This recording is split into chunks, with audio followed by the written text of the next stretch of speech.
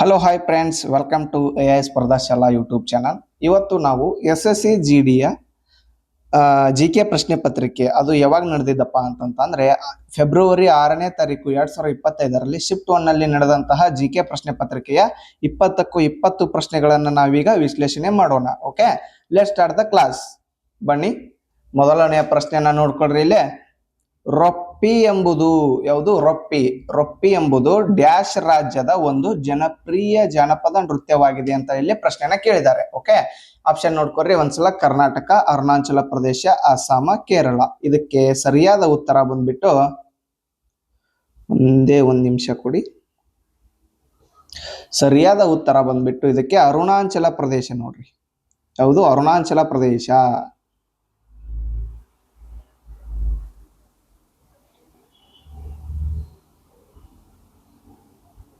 ಅರುಣಾಚಲ ಪ್ರದೇಶ ಇದಕ್ಕೆ ಸರಿಯಾದ ಉತ್ತರ. ಓಕೆ, ಇದಕ್ಕೆ ಸಂಬಂಧಪಟ್ಟಂತ ಒಂದಿಷ್ಟು ಮಾಹಿತಿಯನ್ನ ನೋಡ್ಕೊಳ್ಳೋದಾದ್ರೆ ನಾವು ರೊಪ್ಪಿ ಎಂಬ ಜನಪದ ನೃತ್ಯವನ್ನ ಅರುಣಾಚಲ ಪ್ರದೇಶದಲ್ಲಿ ಸ್ಪೆಷಲಿ ಆಗಿ ಯಾವ್ದಪ್ಪ ಅಂತಂದ್ರೆ ಇಲ್ಲಿ ಆದಿ ಬುಡಕಟ್ಟು ಅಂತ ಬರ್ತೈತ್ರಿ. ಆದಿ ಬುಡಕಟ್ಟು ಜನಾಂಗದವರು ಬರ್ತಾರ. ಎಲ್ಲಿ? ಅರುಣಾಚಲ ಪ್ರದೇಶದಲ್ಲಿ ಆದಿ ಬುಡಕಟ್ಟು ಜನಾಂಗದವ್ರು ಏನ್ ಮಾಡ್ತಾರ? ಈ ರೊಪ್ಪಿ ಎಂಬ ಜನಪದ ನೃತ್ಯವನ್ನ ಪ್ರದರ್ಶಿಸ್ತಾರ. ಓಕೆ, ದೆನ್ ನೆಕ್ಸ್ಟ್ ಅದೇ ರೀತಿಯಾಗಿ ಇಲ್ಲಿ ಇದನ್ನ ಏನು ರೊಪ್ಪಿ ಎಂಬ ಜನಪದ ನೃತ್ಯವನ್ನ ಯಾವ ಟೈಮ್ ಒಳಗಡೆ ಪ್ರದರ್ಶಿಸ್ತಾರಪ್ಪ ಅಂತಂತಂದ್ರೆ ಸ್ಪೆಷಲ್ ಆಗಿ ಅರುಣಾಚಲ ಪ್ರದೇಶದಲ್ಲಿ ಒಂದಿಷ್ಟು ಹಬ್ಬಗಳು ಬರ್ತಾವು. ಆ ಹಬ್ಬಗಳು ಯಾವ ಅನ್ನೋದು ನೆನಪಿಟ್ಕೋಬೇಕಾಗ್ತದ. ಹಬ್ಬಗಳು ಓಕೆ, ಅವನು ಸಹಿತ ಪ್ರಶ್ನೆಗಳನ್ನ ನಾವು ಸಾಕಷ್ಟು ಬಾರಿ ನೋಡಿದ್ದೇವೆ. ಯಾವ್ಯಾವಪ್ಪ ಅಂತಂದ್ರೆ ಹಬ್ಬಗಳು ಸೋಲುಂಗ್, ಲೋಸರ್ ಮತ್ತು ಡ್ರೀ ಅಂತೇಳಿ ಹಬ್ಬಗಳು ಬರ್ತಾವ್ರಿ. ಎಲ್ಲಿ? ಅರುಣಾಚಲ ಪ್ರದೇಶದಲ್ಲಿ. ಓಕೆ, ಹಬ್ಬಗಳು ಇವು. ಈ ಹಬ್ಬಗಳಲ್ಲಿ ಏನ್ ಮಾಡ್ತಾರೆ? ರೊಪ್ಪಿ ಎಂಬ ಜನಪದ ನೃತ್ಯವನ್ನ ಪ್ರದರ್ಶನ ಮಾಡ್ತಾರೆ. ಓಕೆ, ಅದೇ ರೀತಿಯಾಗಿ ನಾವಿಲ್ಲಿ ಕರ್ನಾಟಕ ಐತಪ್ಪ. ಈ ಕರ್ನಾಟಕದ ಜನಪದ ನೃತ್ಯಗಳು ಯಾವ ಅಂತೇಳಿ ಒಂದ್ಸಲ ನೋಡ್ಕೊಂಡ್ಬಿಡೋಣ. ಯಾವಪ್ಪ ಅಂತಂತಂದ್ರೆ ಈಗಾಗಲೇ ಲಾಸ್ಟ್ ಕ್ಲಾಸ್ ನಲ್ಲಿ ನಾನು ಈಗ ನಿಮಗೆ ಒಂದಿಷ್ಟು ಜನಪದ ನೃತ್ಯಗಳ ಬಗ್ಗೆ ಹೇಳಿದ್ದೇನೆ. ಓಕೆ, ಅದೇ ರೀತಿಯಾಗಿ ಇನ್ನೂ ಒಂದ್ ಸ್ವಲ್ಪ ನೋಡ್ಕೊಳ್ಳೋದಾದ್ರೆ ಡೊಳ್ಳು ಕುಣಿತ ಮಾಡ್ತಾರಲ್ರಿ ನಮ್ ಕಡೆ, ಡೊಳ್ಳು ಕುಣಿತ. ಓಕೆ, ಅದು ಒಂದು ಜನಪದ ನೃತ್ಯವಾಗಿದೆ. ಅದೇ ರೀತಿಯಾಗಿ ಯಾವ್ದಪ್ಪ ಅಂತಂತಂದ್ರೆ ಇದು ಬರ್ತೈತಿ ನೋಡ್ರಿ, ಯಕ್ಷಗಾನ, ಕರಾವಳಿ ಸೈಡ್. ಓಕೆ, ಯಕ್ಷಗಾನ ಕೂಡ ಒಂದು ಜನಪದ ನೃತ್ಯವಾಗಿದೆ. ದೆನ್ ನೆಕ್ಸ್ಟ್ ಅದೇ ರೀತಿಯಾಗಿ ಇದು ವೀರಗಾಸೆ ಅಂತ ಬರ್ತದೆ. ವೀರಗಾಸೆ, ಕಂಸಾಳೆ ಎಟ್ಸೆಟ್ರಾ. ಓಕೆ, ಇವೆಲ್ಲ ಏನು ನಮ್ಮ ಕಡೆ ಸ್ಪೆಷಲಿ ಆಗಿ ನಮ್ಮ ಕರ್ನಾಟಕದಲ್ಲಿರುವ ಜನಪದ ನೃತ್ಯಗಳಾಗಿವೆ. ಓಕೆ, ಯಾವ ಇವೆಲ್ಲ. ನೆಕ್ಸ್ಟ್ ಅದೇ ರೀತಿಯಾಗಿ ಅಸ್ಸಾಂದು ನೋಡ್ತಾ ಹೋದ್ರೆ ಅಸ್ಸಾಂನಲ್ಲಿ ಕಂಡು ಬರುವಂತ ಜನಪದ ನೃತ್ಯಗಳು ಯಾವಪ್ಪ ಅದನ್ನು ಒಂದ್ಸಲ ನೋಡ್ಕೊಳ್ಳೋಣ. ಓಕೆನಾ? ಅಸ್ಸಾಂನಲ್ಲಿ ಕಂಡು ಬರುವಂತ ಜನಪದ ನೃತ್ಯಗಳು ಬಿಹು, ಸತ್ರಿಯ, ದೆನ್ ನೆಕ್ಸ್ಟ್ ಬಾಗುರುಂಬ್ ಅಂತ ಬರುತ್ತೆ. ಬಾಗುರುಂಬ್ ಯಾವುದು? ಬಾಗುರುಂಬ್ ಅಂತ ಬರುತ್ತಾ. ಇನ್ನು ಮುಂತಾದವುಗಳು ಎಲ್ಲಿ? ಅಸ್ಸಾಂನಲ್ಲಿ ಕಂಡು ಬರುವಂತಹ ಜನಪದ ನೃತ್ಯಗಳು. ದೆನ್ ನೆಕ್ಸ್ಟ್ ಅದೇ ರೀತಿಯಾಗಿ ಕೇರಳದಲ್ಲಿ ನೋಡ್ತಾ ಹೋದ್ರೆ ಮೋಹಿನಿ ಅಟ್ಟಂ ಅಂತ ಬರುತ್ತಾ. ಯಾವುದು? ಮೋಹಿನಿ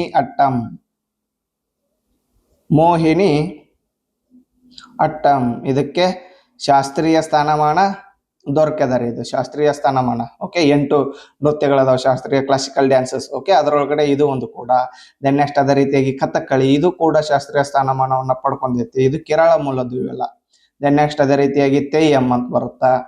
ಮತ್ತ ವಾಪಸ್ ಇದು ಬರುತ್ತ್ರಿ, ಅದು ತಿರುವಾತಿರ್ ಅಂತ ಬರುತ್ತೆ. ಅದು ತಿರುವಾತಿರ್ ಅಂತೇಳಿ. ಓಕೆ, ಈ ರೀತಿಯಾಗಿ ನಾವು ಒಂದು ಪ್ರಶ್ನೆಯನ್ನ ಸಾಕಷ್ಟು ವಿಧದಲ್ಲಿ ವಿಶ್ಲೇಷಣೆ ಮಾಡ್ಬೇಕಾಗತ್ತ. ಓಕೆ, ದೆನ್ ನೆಕ್ಸ್ಟ್ ಮುಂದಿನ ಪ್ರಶ್ನೆಯನ್ನ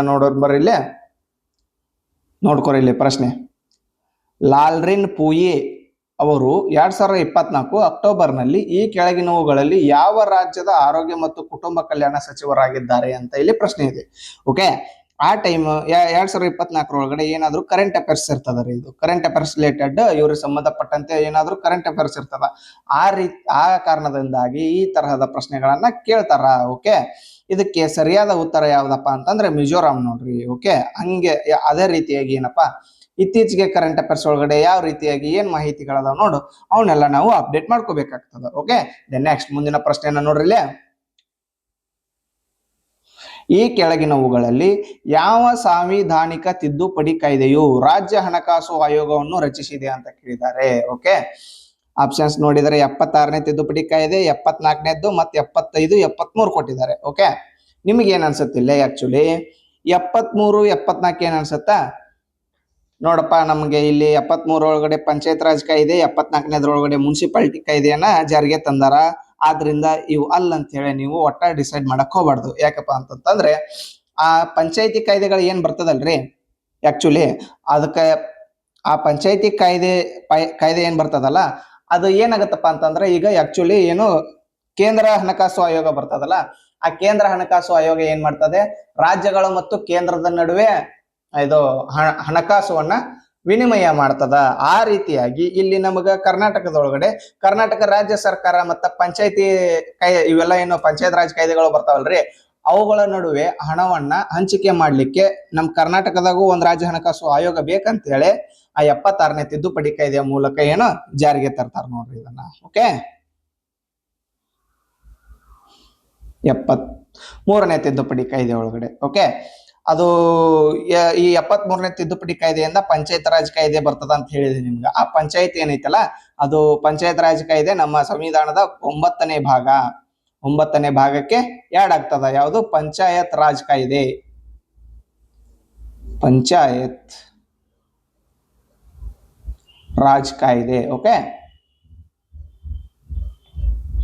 ಎಷ್ಟು? 9ನೇ ಭಾಗದಲ್ಲಿದೆ. 9ನೇ ಭಾಗದಲ್ಲಿ ಎಸ್ಪೆಷಲಿ ಎಷ್ಟು 243ರಿಂದ 243 ಓ ವಿಧಿಯವರೆಗಿನ ಪಂಚಾಯಿತಿಗಳ ಬಗ್ಗೆ ನಾವು ನೋಡ್ಕೋಬಹುದು. ಓಕೆ, ದೆನ್ ನೆಕ್ಸ್ಟ್ ಅದೇ ರೀತಿಯಾಗಿ ಈ ರಾಜ್ಯ ಹಣಕಾಸು ಆಯೋಗ ಐತಲ್ರಿ, ಈ ರಾಜ್ಯ ಹಣಕಾಸು ಆಯೋಗವನ್ನ ಪ್ರತಿ 5 ವರ್ಷಗಳಿಗೊಮ್ಮೆ ರಾಜ್ಯ ಸರ್ಕಾರ ಏನು ರಾಜ್ಯ ಹಣಕಾಸು ಆಯೋಗವನ್ನ ನೇಮಕ ಮಾಡ್ತದ. ಓಕೆ, ದೆನ್ ನೆಕ್ಸ್ಟ್ ಅದೇ ರೀತಿಯಾಗಿ ಏನಪ್ಪಾ ಅಂತಂತಂದ್ರೆ ಇದು ರಾಜ್ಯ ಹಣಕಾಸು ಆಯೋಗ ಐತಲ್ರಿ, ಈಗ ಪ್ರಸ್ತುತ ನಮ್ಮ ಕರ್ನಾಟಕದಲ್ಲಿರುವಂತ ರಾಜ್ಯ ಹಣಕಾಸು ಆಯೋಗ ಎಷ್ಟನೇದಂದ್ರೆ 5ನೇದ್ದದ. ಆ 5ನೇ ರಾಜ್ಯ ಹಣಕಾಸು ಆಯೋಗದ ಅಧ್ಯಕ್ಷರು ಯಾರಾಗಿದ್ದಾರಪ್ಪ ಅಂತಂದ್ರೆ ಸಿ ನಾರಾಯಣ ಸ್ವಾಮಿ ಅವರು ನೋಡ್ರಿ. ಓಕೆ, ದೆನ್ ನೆಕ್ಸ್ಟ್ ಇನ್ನೊಂದು ಏನಪ್ಪಾ ಮುಖ್ಯವಾದ ಮಾಹಿತಿ ಅಂತಂತಂದ್ರೆ 73ನೇ ತಿದ್ದುಪಡಿ ಐತಲ್ಲ, ಇದು ಯಾವ ರಾಜ್ಯಗಳಿಗೆ ಅನ್ವಯಿಸುವುದಿಲ್ಲ. ಓಕೆ, ಅಂತಂತಂದ್ರೆ ನಾಗಾಲ್ಯಾಂಡ್ಗೆ 73ನೇ ತಿದ್ದುಪಡಿ ಕಾಯ್ದೆ ಅನ್ವಯಿಸುವುದಿಲ್ಲ. Then next Meghalaya. Then next ಅದೇ ರೀತಿಯಾಗಿ ಮಿಜೋರಾಂಗೂ ಕೂಡ ಈ 73ನೇ ತಿದ್ದುಪಡಿ ಕಾಯ್ದೆ ಅನ್ವಯಿಸುವುದಲ್ಲ ನೋಡ್ರಿ. ಯಾಕಂತಂದ್ರೆ ಅಲ್ಲಿ ಪಂಚಾಯತ್ ಇಲ್ಲ, ಆ ಕಾರಣಕ್ಕಾಗಿ. ಮತ್ತ ಅದೇ ರೀತಿಯಾಗಿ 6ನೇ ಅನುಸೂಚಿ ಒಳಗಡೆ ಒಂದಿಷ್ಟು ಪ್ರದೇಶಗಳು ಬರ್ತಾವ. ಓಕೆ, ಆ 6ನೇ ಅನುಸೂಚಿಯಲ್ಲಿರುವಂತ ಕೆಲವು ಪ್ರದೇಶಗಳಿಗೆ ಮಾತ್ರ ಓಕೆ ಇದು ಪಂಚಾಯತಿ ಕಾಯ್ದೆ ಅನ್ವಯಿಸ್ತದ. ಓಕೆ, ಈ 6ನೇ ಅನುಸೂಚಿ ಏನಪ್ಪಾ ಅಂತಂದ್ರೆ ಆಕ್ಚುಲಿ ಅಸ್ಸಾಂ, ಮೇಘಾಲಯ, ಮಿಜೋರಾಂ ಮತ್ತು ತ್ರಿಪುರಾ ರಾಜ್ಯಗಳಿಗೆ ವಿಶೇಷ ಸೌಲಭ್ಯ ಕುರಿತು ಹೇಳ್ತದ. ಅದ್ರೊಳಗಡೆ ಏನಪ್ಪಾ ಈ ನಾಗಾಲ್ಯಾಂಡ್ ಮತ್ತು ಮೇಘಾಲಯ ಇಲ್ಲ. ಅದ್ರೊಳಗಡೆ ಇನ್ನೊಂದು ಯಾವ್ದು ಬರ್ತದೆ ಅಂದ್ರೆ ಅಸ್ಸಾಂ, ಮಿಜೋರಾಂ, ತ್ರಿಪುರಾ ಬರ್ತದಲ್ಲ, ಅಲ್ಲಿರುವಂತಹ ಕೆಲವು ಪ್ರದೇಶಗಳಿಗೆ ಮಾತ್ರ ಈ 73ನೇ ತಿದ್ದುಪಡಿ ಕಾಯ್ದೆ ಅನ್ವಯಿಸ್ತದ ನೋಡ್ರಿ. ಓಕೆ, ದೆನ್ ನೆಕ್ಸ್ಟ್ ಅದೇ ರೀತಿಯಾಗಿ ಮುಂದಿನ ಪ್ರಶ್ನೆಯನ್ನ ನೋಡ್ಕೊರಿ. ಇಲ್ಲಿ ಗಡಿನಾಡ ಗಾಂಧಿ ಎಂದು ಖ್ಯಾತರಾದ ಭಾರತದ ನಾಯಕ ಯಾರು ಅಂತ ಇಲ್ಲಿ ಕೇಳಿದ್ದಾರೆ. ಓಕೆ, ಆಪ್ಷನ್ ನೋಡ್ರಿ. ಇಲ್ಲಿ ಖಾನ್ ಅಬ್ದುಲ್ಲಾ ಗಫರ್ ಖಾನ್, ಲಿಯಾಖತ್ ಅಲಿ ಖಾನ್, ಮೌಲಾನಾ ಅಬ್ದುಲ್ ಕಲಾಂ ಆಜಾದ್ ಅಂತ ಇದೆ. ಓಕೆ, ಇದು ಆಕ್ಚುಲಿ ರಾಕತ್ ಅಲ್ರಿ, ಇದು ಆಕ್ಚುಲಿ ಶೌಕತ್ ಅಲಿ ಖಾನ್ ರೀ. ಅದು ಏನೋ ಸ್ವಲ್ಪ ಟೈಪ್ ಮಿಸ್ಟೇಕ್ ಆಗ್ಯಾವು. ಇದು ಲಿಯಾಖತ್ ಇದ್ರಿ, ಇದು ಲಿಯಾಖತ್ ಅಲಿ ಖಾನ್ ಅಂತ ಬರ್ತದ. ಖಾನ್ ಸ್ವಲ್ಪ ಏನು ಟೈಪ್ ಮಿಸ್ಟೇಕ್ ಆಗ್ತಾವ. ಓಕೆ, ಅಡ್ಜಸ್ಟ್ ಮಾಡ್ಕೊರಿ. ಓಕೆ, ಇದಕ್ಕೆ ಸರಿಯಾದ ಉತ್ತರ ಗಡಿನಾಡ ಗಾಂಧಿ. ಇಂಗ್ಲಿಷ್ ಒಳಗಡೆ ಏನಂತಾರ ಅಂದ್ರೆ ಫ್ರಾಂಟಿಯರ್ ಗಾಂಧಿ ಅಂತಾರ. ಯಾರಿಗೆ ಕರೀತಾರ ಅಂದ್ರೆ ಖಾನ್ ಅಬ್ದುಲ್ಲಾ ಗಫರ್ ಖಾನ್ ಅವರಿಗೆ ಏನಂತ ಕರೀತಾರೆ? ಗಡಿನಾಡ ಗಾಂಧಿ ಅಂತ ಕರೀತಾರ.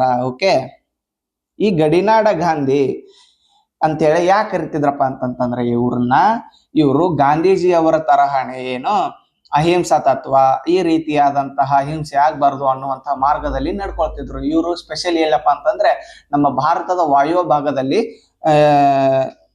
ಏನು ಸ್ವಾತಂತ್ರ್ಯಕ್ಕಾಗಿ ಹೋರಾಟ ನಡೆಸ್ತಿದ್ರು. ಓಕೆ, ಈಗ ಅವರು ಆ ವಾಯು ವಿಭಾಗ ಏನ್ ಇವ್ರು ಹೋರಾಡ್ತಿದ್ರಲ್ಲ, ಅದು ಈಗ ಪ್ರಸ್ತುತ ಎಲ್ಲೈತಪ್ಪ ಅಂತಂದ್ರೆ ಪಾಕಿಸ್ತಾನದೊಳಗಡೆ ಕಂಡು ಬರ್ತದ. ಓಕೆ, ಆದ್ರಿಂದ ಇವರು ಪಾಕಿಸ್ತಾನಕ್ಕೆ ಸೇರಿದಂತಹ ವ್ಯಕ್ತಿ ಆಗ್ತಾರ. ಓಕೆ, ಈ ಪಾಕಿಸ್ತಾನಕ್ಕೆ ಸೇರಿದ ವ್ಯಕ್ತಿ ಅದರಲ್ರಿ, ಖಾನ್ ಅಬ್ದುಲ್ಲಾ ಗಫರ್ ಖಾನ್ ಅವರು ಇವ್ರು ಐತಲ್ರಿ ನಮ್ಮ ದೇಶದ ಅತ್ಯುನ್ನತ ಗೌರವವಾದ ಭಾರತ ರತ್ನ ಪ್ರಶಸ್ತಿ ಬರ್ತದಲ್ರಿ, ಈ ಭಾರತ ರತ್ನ ಪ್ರಶಸ್ತಿಯನ್ನ ಪಡೆದಂತಹ ಭಾರತೀಯೇತರ ಮೊದಲ ವ್ಯಕ್ತಿ ನೋಡ್ರಿ ಇವರು. ಯಾರು? ಖಾನ್ ಅಬ್ದುಲ್ಲಾ ಗಫರ್ ಖಾನ್.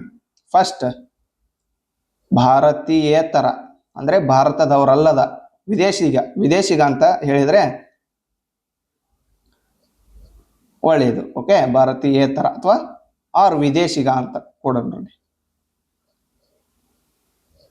ಭಾರತ ರತ್ನ ಪಡೆದ ಫಸ್ಟ್ ವಿದೇಶಿಗ ಯಾರಂತ ಪ್ರಶ್ನೆ ಕೇಳಿದ್ರೆ ಖಾನ್ ಅಬ್ದುಲ್ಲಾ ಗಫರ್ ಖಾನ್ ಅಂತ ನೀವು ಹೇಳ್ಬೇಕಾಗುತ್ತೆ. ಓಕೆ, ದೆನ್ ನೆಕ್ಸ್ಟ್ ಅದೇ ರೀತಿಯಾಗಿ ಖಾನ್ ಅಬ್ದುಲ್ಲಾ ಗಫರ್ ಖಾನ್ ಅವರ ಬಗ್ಗೆ ಇನ್ನೊಂದಿಷ್ಟು ಮಾಹಿತಿ ನೋಡ್ತಾ ಹೋದ್ರೆ, ಇವರು ಖುದಾಯಿ ಖಿದ್ಮತ್ಗಾರ್ ಅಂತೇಳಿ ಒಂದು ಚಳುವಳಿನ ನಡೆಸ್ತಾರ. ಓಕೆ, ಖುದಾಯಿ ಖಿದ್ಮತ್ಗಾರ್. ಓಕೆ, ಇವೆಲ್ಲ ಪ್ರಶ್ನೆ ಆಗ್ಯಾವ್ರಿ. ಖಿದ್ಮತ್ಗಾರ್. ಓಕೆ, ಈ ಖುದಾಯಿ ಖಿದ್ಮತ್ಗಾರ್ ಚಳುವಳಿಯನ್ನ ಯಾಕೆ ಪ್ರಾರಂಭಿಸ್ತಾರಪ್ಪ ಅಂತಂದ್ರೆ ಇದೇ ಅಹಿಂಸಾ ತತ್ವವನ್ನ ಪಾಲಿಸ್ಲಿಕ್ಕೆ ಮತ್ತು ಸಮಾಜವನ್ನ ಉನ್ನತ ಮಟ್ಟಕ್ಕೆ ಕೊಂಡೊಯ್ಯಲಿಕ್ಕೆ ಏನ್ ಮಾಡ್ತಾರೆ, ಈ ಖಾನ್ ಅಬ್ದುಲ್ಲಾ ಗಫರ್ ಖಾನ್ ಅವರು ಖುದಾಯಿ ಖಿದ್ಮತ್ಗಾರ್ ಚಳುವಳಿಯನ್ನ ಪ್ರಾರಂಭಿಸ್ತಾರ. ಓಕೆ, ಇವರಿಗೆ ಈ ಭಾರತ ರತ್ನವನ್ನ ಕೊಟ್ಟಾರಲ್ರಿ, ಅದನ್ನ ಎಷ್ಟನೇ ವಿಶ್ವಗಳಿಗೆ ಕೊಟ್ಟಾರ ಅಂದ್ರೆ 1987ನೇ ವಿಶ್ವಿಯಲ್ಲಿ ಕೊಟ್ಟಾರ ನೋಡ್ರಿ. ಇದು ಕೂಡ ಪ್ರಶ್ನೆ ಆಗಿದೆ. ಓಕೆ, ನೆಕ್ಸ್ಟ್ ಅದೇ ರೀತಿಯಾಗಿ ಲಿಯಾಕತ್ ಅಲಿ ಖಾನ್ ಅವರ ಬಗ್ಗೆ ಒಂದ್ ಸ್ವಲ್ಪ ನೋಡ್ಕೊಂತ ಹೋದ್ರೆ, ಸಾರಿ, ಈ Shaukat Ali Khan. Okay, print mistake ಆಗೈತ್ರಿ, ಸಾರಿ. ಓಕೆ, ಈ ಶೌಕತ್ ಅಲಿ ಖಾನ್ ಅದರಲ್ರಿ, ಈ ಶೌಕತ್ ಅಲಿ ಖಾನ್ ಬಗ್ಗೆ ನೋಡಿದ್ರೆ ಇವರು ಖಿಲಾಫತ್ ಚಳವಳಿ ಅಂತ ಏನ್ ಬರ್ತದಲ್ರಿ ನಮ್ಮ ಭಾರತದೊಳಗಡೆ. ಓಕೆ, ಇದು ಯಾಕಂದ್ರೆ ಟರ್ಕಿಯ ಸುಲ್ತಾನನ ಪರವಾಗಿ ಇವರು ಚಳವಳಿನ ನಡೆಸಿರ್ತಾರ. ಓಕೆ, ಈ ಖಿಲಾಫತ್ ಚಳವಳಿಯ ನಾಯಕತ್ವ ವಹಿಸಿಕೊಂಡವರು ಶೌಕತ್ ಅಲಿ ಖಾನ್.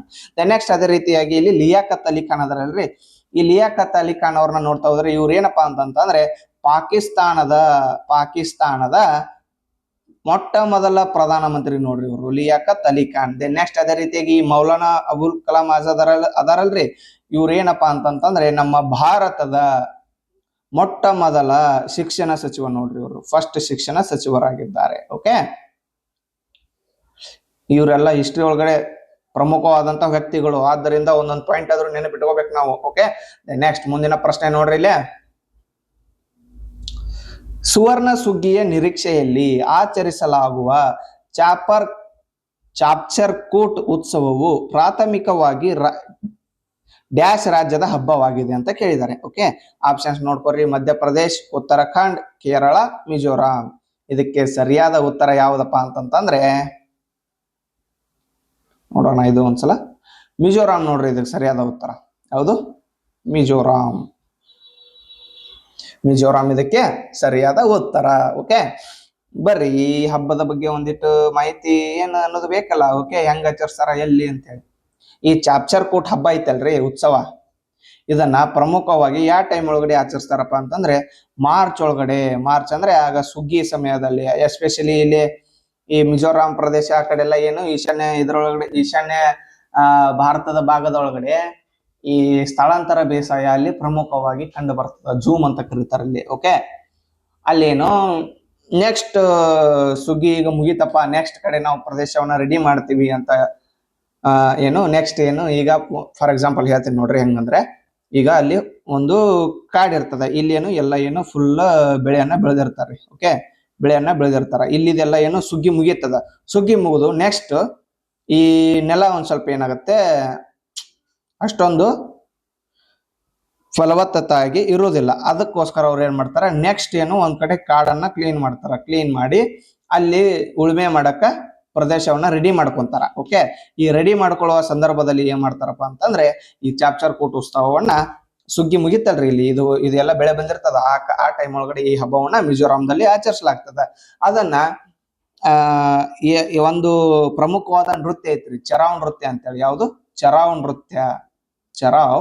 ನೃತ್ಯ ಅಂತಿದೆ. ಓಕೆ, ಈ ಚರಾವ್ ನೃತ್ಯವನ್ನ ಪ್ರದರ್ಶಿಸುತ್ತಾ ಈ ಹಬ್ಬವನ್ನ ಆಚರಿಸ್ತಾರ ಅವರು. ಓಕೆ, ದೆನ್ ನೆಕ್ಸ್ಟ್ ಅದೇ ರೀತಿಯಾಗಿ ನಾವು ಉಳಿದಂತಹ ಇಲ್ಲಿ ರಾಜ್ಯಗಳದ ಇದ್ರದ್ದು ಒಂದೇನು ಹಬ್ಬಗಳನ್ನ ನೋಡ್ಕೊಂಡ್ಬಿಡುನು. ಓಕೆ, ನೆಕ್ಸ್ಟ್ ಕ್ವಶನ್ ಕೇಳ್ಬಹುದಲ್ಲ, ಇವು ಉತ್ತರಾಖಂಡದ ಪ್ರಮುಖ ಹಬ್ಬಗಳು ಯಾವು ಅಂತೇಳಿ. ಅವಾಗ ನಮಗಿದು ಬಹಳ ಹೆಲ್ಪ್ ಆಗ್ತದ ನೋಡ್ಕೊಂಡ್ವಿ ಅಂದ್ರೆ. ಯಾವ್ಯಾವಪ್ಪ ಅಂತಂದ್ರೆ ಉತ್ತರಾಖಂಡದ ನೋಡ್ತಾ ಹೋದ್ರೆ ಕುಕಾಣಿ ಹೋಳಿ ಅಂತ ಬರ್ತದ್ರಿ. ಕುಕಾಣಿ ಹೋಳಿ.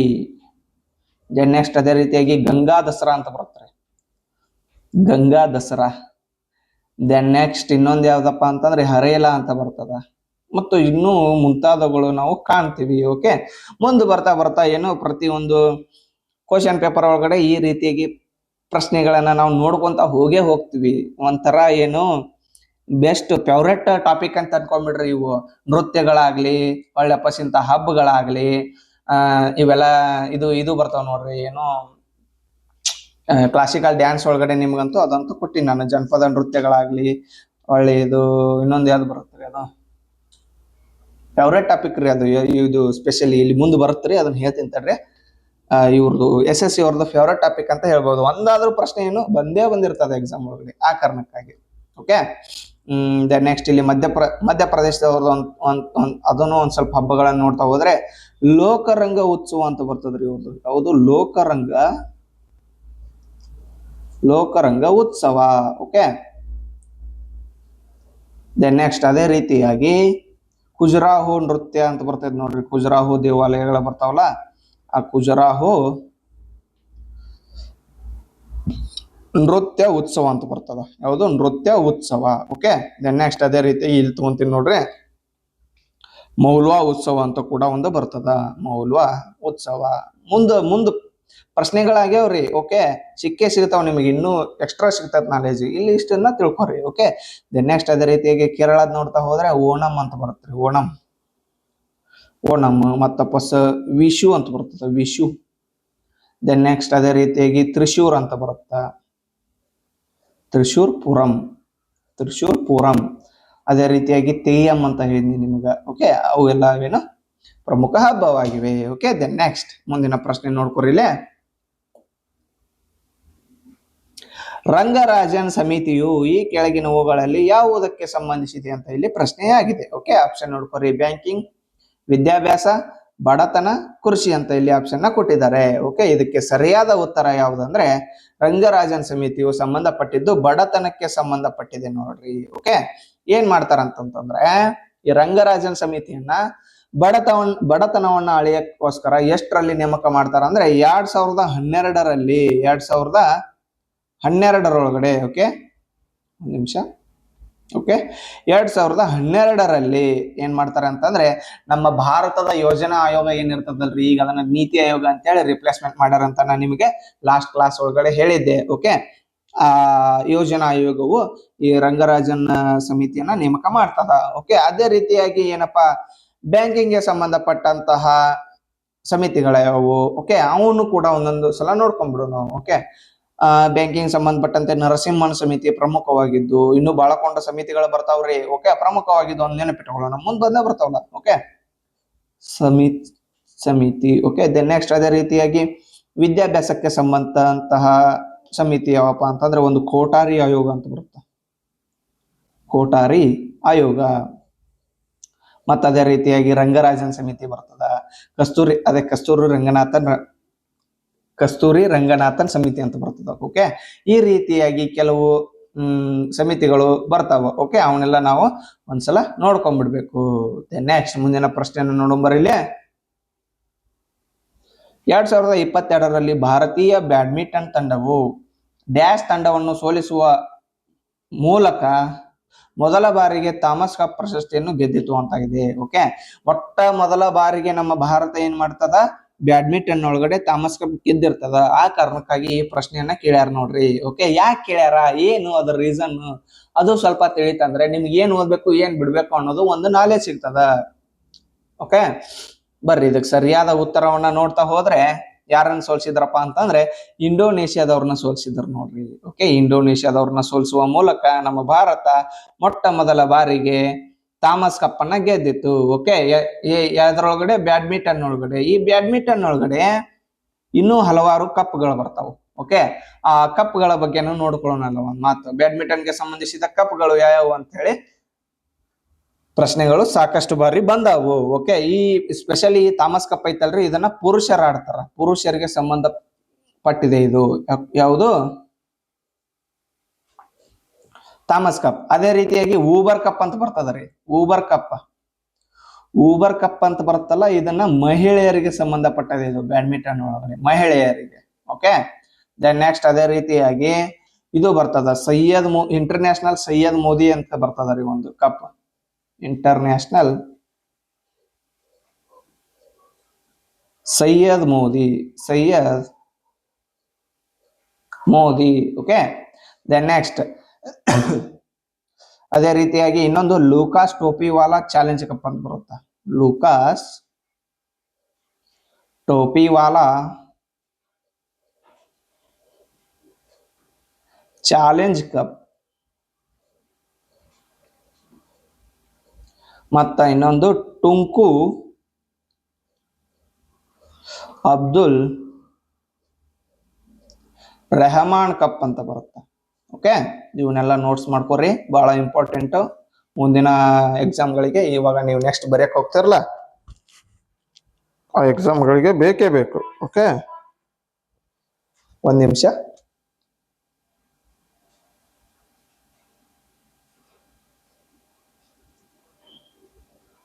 ಒಂದೇ ನಿಮಿಷ.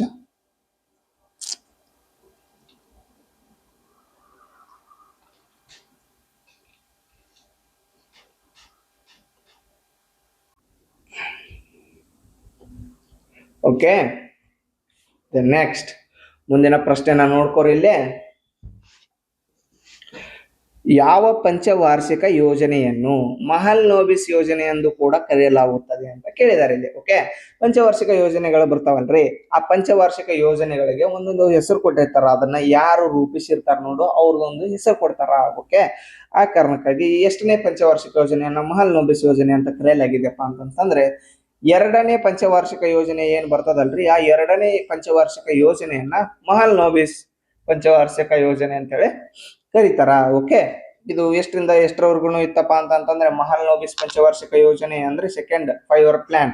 ಓಕೆ, ಇದು 1956ರಿಂದ 1961ರವರೆಗೂ ನಾವು ನೋಡ್ಬಹುದು. ಇದು ಐತಲ್ಲ ಮಹಲ್ ನೋಬಿಸ್ ಯೋಜನೆ, ಇದು ಕೈಗಾರಿಕಾ ಬೆಳವಣಿಗೆಯನ್ನ ಸಾಕಷ್ಟು ಕಾಣ್ತದ ನೋಡ್ರಿ ಈ ಪಂಚವಾರ್ಷಿಕ ಯೋಜನೆ ಒಳಗಡೆ. ಓಕೆ, ದೆನ್ ನೆಕ್ಸ್ಟ್ ಅದೇ ರೀತಿಯಾಗಿ ಮೊದಲ ಪಂಚವಾರ್ಷಿಕ ಯೋಜನೆ ಎಷ್ಟರಿಂದ ಎಷ್ಟರ ಮಟ್ಟಪ್ಪ ಅಂತಂದ್ರೆ 1950ರಿಂದ 55. ಓಕೆ, ಈ ಮೊದಲ ಪಂಚವಾರ್ಷಿಕ ಯೋಜನೆ ಏನ್ ಬರ್ತದಲ್ಲ, ಇದು ಮುಖ್ಯವಾಗಿ ಕೃಷಿ ಬೆಳವಣಿಗೆಯನ್ನ ಕಾಣ್ತದ ಇದರೊಳಗೆ, ಕೃಷಿ ಬೆಳವಣಿಗೆ. ಓಕೆ, ಈ ಮೊದಲ ಪಂಚವಾರ್ಷಿಕ ಯೋಜನೆಗೆ ಏನಂತ ಕರಿತಿದ್ರ ಅಂದ್ರೆ ಹ್ಯಾರೋಲ್ಡ್ ಡೋಮರ್ ಮಾದರಿ ಅಂತ ಕರಿತಿದ್ರು ನೋಡ್ರಿ. ಮೊದಲ ಪಂಚವಾರ್ಷಿಕ ಯೋಜನೆಗೆ ಏನಂತ ಕರಿತಿದ್ರು, ಹ್ಯಾರೋಲ್ಡ್ ಡೋಮರ್ ಮಾದರಿ ಅಂತ ಕರಿತಿದ್ರು. ದೆನ್ ನೆಕ್ಸ್ಟ್ ನಾಲ್ಕನೇ ಪಂಚವಾರ್ಷಿಕ ಯೋಜನೆ ಏನ್ ಬರ್ತದಲ್ಲ, ಈ ನಾಲ್ಕನೇ ಪಂಚವಾರ್ಷಿಕ ಯೋಜನೆಯನ್ನ ಗಾಡ್ಗೀಳ್ ಅವರು ರೂಪಿಸಿರ್ತಾರ. ಓಕೆ, ಗಾಡ್ಗೀಳ್ ಅವರು ರೂಪಿಸಿದ್ರಿಂದ ಇದನ್ನ ನಾಲ್ಕನೇ ಪಂಚವಾರ್ಷಿಕ ಯೋಜನೆಯನ್ನ ಗಾಡ್ಗೀಳ್ ಮಾದರಿ ಅಂತ ಕರೀತಾರ. ಏನಂತ? ಗಾಡ್ಗೀಳ್ ಮಾದರಿ. ಓಕೆ, ಇದು ಎಷ್ಟರಿಂದ ಎಷ್ಟರ ಮಟ್ಟ ಅಂದ್ರೆ 1969ರಿಂದ 74. ಇದರೊಳಗಡೆ ಪ್ರಮುಖವಾದಂತಹ ಬೆಳವಣಿಗೆ ಏನಾಯ್ತಪ್ಪ ಅಂತಂದ್ರೆ, ಇದ್ರೊಳಗೆ 14 ಬ್ಯಾಂಕ್ಗಳು ರಾಷ್ಟ್ರೀಕರಣ ಆಗ್ತಾವಲ್ರಿ. 14 ಬ್ಯಾಂಕ್ ರಾಷ್ಟ್ರೀಕರಣ ಆಗ್ತದ. ದೆನ್ ನೆಕ್ಸ್ಟ್ ಅದೇ ರೀತಿಯಾಗಿ ಏನಾಗತ್ತಾ, ಯುದ್ಧ ಆಗತ್ರಿ ಇಂಡೋ ಪಾಕಿಸ್ತಾನ್, ಭಾರತ ಮತ್ತು ಪಾಕಿಸ್ತಾನ ನಡುವೆ 1971ರೊಳಗಡೆ ಯುದ್ಧ ಆಗ್ತದ ನೋಡ್ರಿ, ಅದ ಟೈಮ್ ಒಳಗಡೆ. ನೆಕ್ಸ್ಟ್ ಅದೇ ರೀತಿ 5ನೇ ಪಂಚವಾರ್ಷಿಕ ಯೋಜನೆಯನ್ನ ಅದನ್ನು ಸ್ವಲ್ಪ ನೋಡ್ತಾ ಹೋದ್ರೆ, ಇದ್ರೊಳಗಡೆ ಮೇನ್ ಆಗಿರುವಂತದ ಏನಂದ್ರೆ ಗರೀಬಿ ಹಟಾವೋ ಅಂತ ಬರ್ತದ. ಗರೀಬಿ ಹಟಾವೋ ಅಂತಂದ್ರೆ ಬಡತನವನ್ನು ತೊಲಗಿಸಿ ಅಂತೇಳಿ ಇಂದಿರಾ ಗಾಂಧಿ ಅವರು ಈ 5ನೇ ಪಂಚವಾರ್ಷಿಕ ಯೋಜನೆಯಲ್ಲಿ ಕರೆಯನ್ನ ಕೊಡ್ತಾರ. ಓಕೆ, ನೆಕ್ಸ್ಟ್ ಮುಂದಿನ ಪ್ರಶ್ನೆ ನೋಡ್ರಿ. ಇಲ್ಲಿ ಶಾಸ್ತ್ರೀಯ ನೃತ್ಯ ಕ್ಷೇತ್ರದಲ್ಲಿ 1995ರಲ್ಲಿ ಶಾಂತಲಾ ನಾಟ್ಯ ಶ್ರೀ ಪ್ರಶಸ್ತಿಯನ್ನು ಯಾವ ರಾಜ್ಯ ಸರ್ಕಾರವು ಪ್ರಾರಂಭಿಸಿತು ಅಂತ ಪ್ರಶ್ನೆಯನ್ನ ಕೇಳಿದ್ದಾರೆ. ಓಕೆ, ಈ ಶಾಂತಲಾ ನಾಟ್ಯಶ್ರೀ ಪ್ರಶಸ್ತಿ ಓಕೆ ಯಾವ ರಾಜ್ಯಕ್ಕೆ ಸಂಬಂಧಿಸಿದೆ? ಆಪ್ಷನ್ ನೋಡ್ಕೊರಿ. ಇಲ್ಲಿ ಕರ್ನಾಟಕ, ಆಂಧ್ರ ಪ್ರದೇಶ, ಅಸ್ಸಾಂ, ತಮಿಳುನಾಡು ಅಂತ ಇದೆ. ಓಕೆ, ಇದಕ್ಕೆ ಸರಿಯಾದ ಉತ್ತರ ನಮ್ಮ ಕರ್ನಾಟಕನ ನೋಡ್ರಿ. ಇದಕ್ಕೆ ಶಾಂತಲಾ ನಾಟ್ಯಶ್ರೀ ಪ್ರಶಸ್ತಿ ಅಂತ ಯಾಕೆ ಹೆಸರಿಟ್ಟಾರಪ್ಪ ಅಂತಂದ್ರೆ, ನಮ್ಮ ಹೊಯ್ಸಳರ ದೊರೆ ಬರ್ತಾರಲ್ರಿ, ಹೊಯ್ಸಳರ ದೊರೆ ವಿಷ್ಣುವರ್ಧನ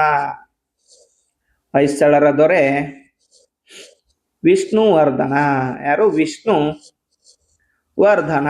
ಓಕೆ, ಈ ವಿಷ್ಣುವರ್ಧನನ ಹೆಂಡತಿ ಹೆಸರು ಅಂದ್ರೆ ಪತ್ನಿ ಹೆಸರು ಏನಪ್ಪಾ ಅಂತಂತಂದ್ರೆ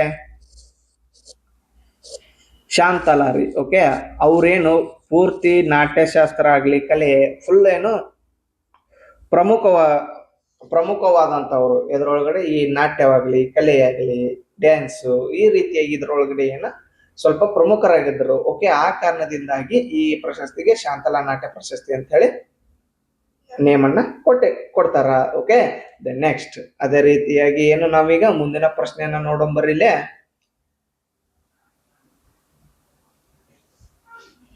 2023ರಲ್ಲಿ ಉತ್ತರ ಪ್ರದೇಶದಲ್ಲಿ ಖೇಲೋ ಇಂಡಿಯಾ ಯೂನಿವರ್ಸಿಟಿ ಗೇಮ್ಸ್ ನ ಎಷ್ಟನೇ ಆವೃತ್ತಿ ನಡೆಯಿತು ಅಂತ ಕೇಳಿದ್ದಾರೆ. ಓಕೆ, ಎಷ್ಟನೇ ಆವೃತ್ತಿ ನಡೀತಪ್ಪ ಅಂತಂದ್ರೆ ನಮಗೆ ಕರೆಂಟ್ ಅಫೇರ್ಸ್ ಐತಿ, ಆದ್ರಿಂದ ಬಾಳ್ ಫೋಕಸ್ ಮಾಡೋದು ಬೇಡ.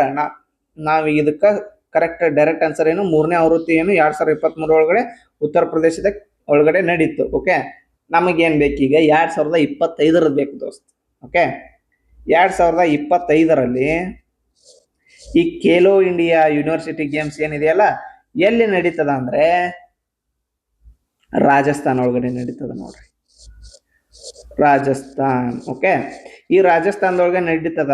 ಅದ್ರೊಳಗಡೆ ಏನಪ್ಪಾ ಅಂತಂತಂದ್ರೆ ಇದ್ರದ್ದು ಈ ಖೇಲೋ ಇಂಡಿಯಾ ಯೂನಿವರ್ಸಿಟಿ ಗೇಮ್ಸ್ ಮಾಸ್ಕಾಟ್ ಅಂತ ಇರುತ್ತ್ರಿ. ಆ ಮಾಸ್ಕಾಟ್ ಏನಂತ ಕೂಡ ಸಾಕಷ್ಟು ಬಾರಿ ಪ್ರಶ್ನೆನ ಕೇಳ್ಯಾರ. ಆ ಮಾಸ್ಕಾಟ್ ಏನಪ್ಪಾ ಅಂತಂತಂದ್ರೆ ಒಂದು ಖಮ್ಮ ಅಂತ ಹೇಳ್ರಿ.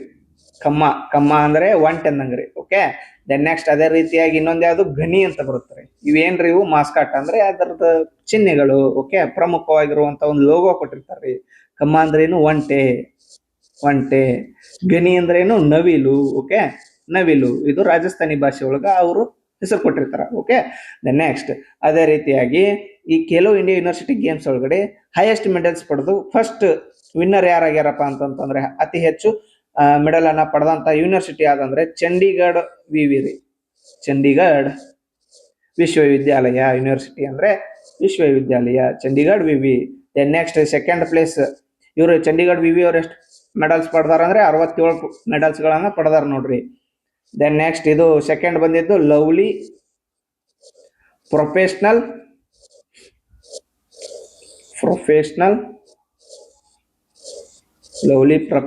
ವಿವಿ ವಿಶ್ವವಿದ್ಯಾಲಯ. ನೆಕ್ಸ್ಟ್ ಥರ್ಡ್ ಬಂದಿದ್ದು ಯಾವ್ದಂದ್ರೆ ಗುರು ನಾನಕ್ ದೇವ್ ಯೂನಿವರ್ಸಿಟಿ ನೋಡ್ರಿ, ಗುರು ನಾನಕ್ ದೇವ್ ಯೂನಿವರ್ಸಿಟಿ. ಓಕೆ, ಈ ಏನಪ್ಪಾ ಅಂತಂತಂದ್ರೆ ಈ ಖೇಲೋ ಇಂಡಿಯಾ ಯೂನಿವರ್ಸಿಟಿ ಗೇಮ್ಸ್ ಐತಲ್ಲ ಇದ್ರೊಳಗಡೆ ಒಂದಿಷ್ಟು ಹೊಸದಾಗಿ ಸೇರಿಸಲಾದಂತಹ ಆಟಗಳು ಯಾವಪ್ಪ, ಗೇಮ್ಸ್ ಯಾವ್ಯಾವು, ಹೊಸದಾಗಿ ಸೇರಿಸಲಾದ ಗೇಮ್ಸ್, ನ್ಯೂ ಗೇಮ್ಸ್ ಅಂತ ತಗೊಂಡ್ಬೇಡ್ರಿ. ಓಕೆ, ಆ ನ್ಯೂ ಗೇಮ್ಸ್ ಗಳು ಯಾವ್ಯಾವ ಅಂತೇಳಿ ನೆನಪಿಟ್ಕೋಬೇಕಾಗತ್ತದ. ಇವನು ಕೂಡ ಪ್ರಶ್ನೆಯನ್ನ ಕೇಳಿದಾರ. ಯಾವ್ದಾದ್ರು ಕಾನೋಯಿಂಗ್ ಅಂತ ಬರುತ್ತೆ, ಕಾನೋಯಿಂಗ್. ಓಕೆ, ನೆಕ್ಸ್ಟ್ ಅದೇ ರೀತಿಯಾಗಿ ಕಯಾಕಿಂಗ್ ಬರ್ತದ ನೋಡ್ರಿ. ನೀವು ದಾಂಡೇಲಿಗೆ ಹೋಗಿದ್ರ ಅಂದ್ರ ಮಾಡಿರ್ತಾರ. Okay, kayaking. ನೆಕ್ಸ್ಟ್ ಅದೇ ರೀತಿಯಾಗಿ ಸೈಕ್ಲಿಂಗ್ ಅಂತ ಬರ್ತದ, ಸೈಕ್ಲಿಂಗ್. ಇವೇನಪ್ಪಾ ನ್ಯೂ ಗೇಮ್ಸ್ ಈ ಖೇಲೋ ಇಂಡಿಯಾ ಯೂನಿವರ್ಸಿಟಿ ಗೇಮ್ಸ್ ಏನಿದೆ ಅಲ್ಲ ಇದ್ರೊಳಗಡೆ 2025ರಲ್ಲಿ ನಡೆದಂತದ್ರಲ್ಲಿ. ಓಕೆ, ನೆಕ್ಸ್ಟ್ ಮುಂದಿನ ಪ್ರಶ್ನೆ ನೋಡ್ಕೊರಿ ಇಲ್ಲಿ. ಅಧಿಕ ವಿತ್ತೀಯ ಕೊರತೆಗಳು. ಓಕೆ, ಹೈ ಫಿಸಿಕಲ್ ಡೆಫಿಸಿಟ್ ಆರ್ಥಿಕತೆಯಲ್ಲಿನ ಕ್ರೌಡಿಂಗ್ ಔಟ್ ಅಂತ ಬರ್ತದ್ರಿ, ಕ್ರೌಡಿಂಗ್ ಔಟ್. ಓಕೆ, ಈ ಕ್ರೌಡಿಂಗ್ ಔಟ್ ಹೇಗೆ ಕಾರಣವಾಗ್ತದೆ ಅಂತ ಇಲ್ಲಿ ಪ್ರಶ್ನೆನ ಕೇಳಿದ್ದಾರೆ. ಎಕನಾಮಿಕ್ಸ್ ಒಳಗಡೆ ಬರುವಂತದ ಪ್ರಮುಖವಾದಂತದ್ದು ಇದು. ಓಕೆ, ಇದಕ್ಕೆ ಸರ್ಕಾರದ ಸಾಲ ಮತ್ತು ಋಣವನ್ನು ಕಡಿಮೆ ಮಾಡುವ ಮೂಲಕ ಅಂತ ಇದೆ. ಹೆಚ್ಚಿನ ಬಡ್ಡಿ ದರಗಳು ಮತ್ತು ಕಡಿಮೆ ಖಾಸಗಿ ಬಂಡವಾಳ ಹೂಡಿಕೆಗೆ ಕಾರಣವಾಗುವ ಮೂಲಕ ಅಂತಿದೆ. ನೆಕ್ಸ್ಟ್ ಮಾರುಕಟ್ಟೆಯಲ್ಲಿ ಖಾಸಗಿ ಬಂಡವಾಳ ಹೂಡಿಕೆಯನ್ನು ಹೆಚ್ಚಿಸುವ ಮೂಲಕ ಅಂತಿದೆ. ವ್ಯವಹಾರಗಳಿಗೆ ಸಾಲದ ಲಭ್ಯತೆಯನ್ನು ಹೆಚ್ಚಿಸುವ ಮೂಲಕ ಅಂತ ಇದೆ. ಇದಕ್ಕೆ ಸರಿಯಾದ ಉತ್ತರ ಯಾವ್ದಪ್ಪ ಅಂತಂತಂದ್ರೆ ಹೆಚ್ಚಿನ ಬಡ್ಡಿ ದರಗಳು ಮತ್ತು ಕಡಿಮೆ ಖಾಸಗಿ ಬಂಡವಾಳ ಹೂಡಿಕೆಗೆ ಕಾರಣವಾಗುವ ಮೂಲಕ ಅಂತಿದೆ. ಏನಿದೆಯಲ್ಲ ಇದಕ್ಕೆ ಸರಿಯಾದ ಉತ್ತರ ನೋಡ್ರಿ. ಓಕೆ, ನೆಕ್ಸ್ಟ್ ಮುಂದಿನ ಪ್ರಶ್ನೆಯನ್ನ ನೋಡೋಂಬರಿಲೆ.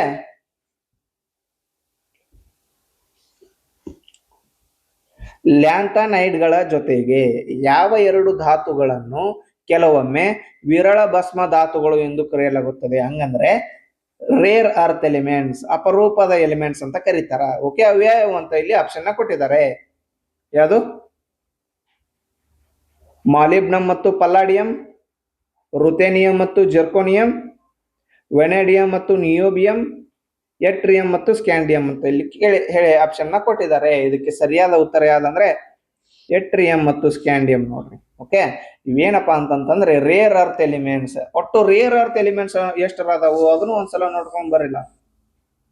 ಈ ರೇರ್ ಅರ್ತ್ ಎಲಿಮೆಂಟ್ಸ್ ಎಷ್ಟದಾವ ಅಂದ್ರೆ ಟೋಟಲ್ 17 ಅದಾವು. 17 ಒಳಗಡೆ 15 ಇವು ಬರ್ತಾವ್ರಿ. ಯಾವ ಲ್ಯಾಂಥನೈಡ್ಸ್ ಗಳು 15 ಬರ್ತಾವ. ಓಕೆ, ಅದ್ರ ಜೊತೆ ಇವೆರಡು ಎಟ್ರಿಯಂ ಮತ್ತು ಸ್ಕ್ಯಾಂಡಿಯಂ ಏನು ಇವೆರಡು ಕೂಡ ಅದರೊಳಗಡೆ ಸೇರ್ತಾವ ನೋಡ್ರಿ. ಓಕೆ, ಇವೆಲ್ಲಿ ಕಂಡು ಬರ್ತಾವ ಅಂತಂದ್ರೆ ಭೂಮಿಯ ಹೊರಪದರದೊಳಗಡೆ ಕಡಿಮೆ ಸಾಂದ್ರತೆಯಲ್ಲಿ ಕಂಡು ಬರ್ತಾವ ಅಂತೀವಿ. ಓಕೆ, ನೆಕ್ಸ್ಟ್ ಮುಂದಿನ ಪ್ರಶ್ನೆಯನ್ನ ನೋಡ್ರಿ. ಇಲ್ಲಿ ಮೂಲಭೂತ ಹಕ್ಕುಗಳು ಬಹಳ ಪ್ರಮುಖವಾದಂತ ಟಾಪಿಕ್ ಇದು. ಇದನ್ನ ಫುಲ್ ಇನ್ ಡೆಪ್ತ್ ಆಗಿ ಓದ್ಕೋಬೇಕಾಗ್ತದೆ. ಓಕೆ, ಎಲ್ಲ ಎಕ್ಸಾಮ್ಗೂ ಇಂಪಾರ್ಟೆಂಟ್ ನೋಡ್ರಿ ಇದು. ಭಾರತದ ಸಂವಿಧಾನದ ಈ ಕೆಳಗಿನ ಯಾವ ಅನುಚ್ಛೇದವು ಮೂಲಭೂತ ಹಕ್ಕುಗಳನ್ನು ಒದಗಿಸುತ್ತದೆ ಅಂತ ಕೇಳಿದ್ದಾರೆ. ಓಕೆ, ಮೂಲಭೂತ ಹಕ್ಕುಗಳ ಅದ್ರ ಬಗ್ಗೆ ಫುಲ್ ಇನ್ ಡೆಪ್ತ್ ಆಗಿ ಓದ್ಕೋಬೇಕಾಗ್ತದೆ. ಎಷ್ಟನೇ ವಿಧಿ ಅಂತ ಕೇಳ್ತಾರ.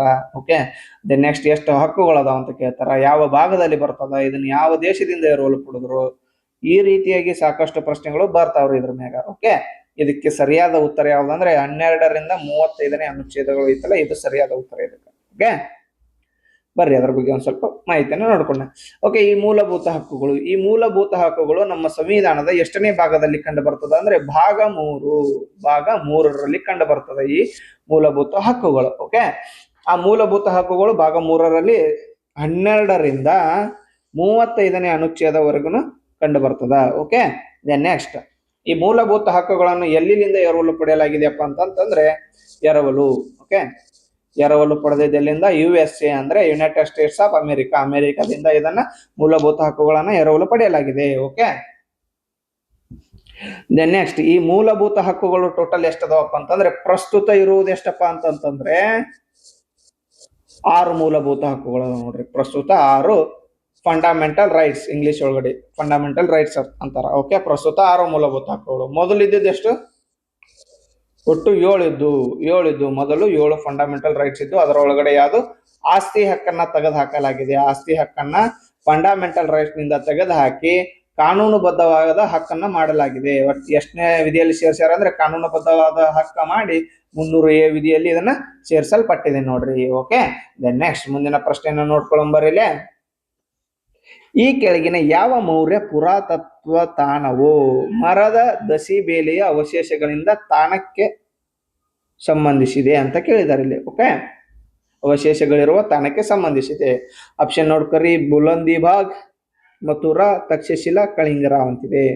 ಇದಕ್ಕೆ ಸರಿಯಾದ ಉತ್ತರ ಯಾವ್ದಂದ್ರೆ ಬುಲಂದಿಬಾಗ್. ಓಕೆ, ಇದು ಸರಿಯಾದ ಉತ್ತರ ಇದಕ್ಕೆ. ಬರ್ರಿ,